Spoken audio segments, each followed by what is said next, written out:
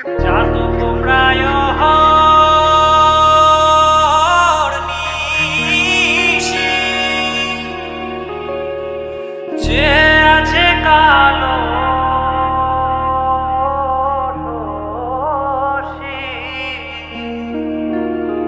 চাতক প্রায় নিশি, যে আছে কালো শশী।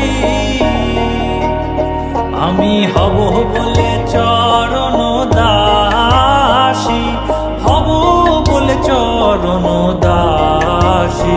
ওটা হয় না কপাল গুনে, ওটা হয় না কপাল গুনে।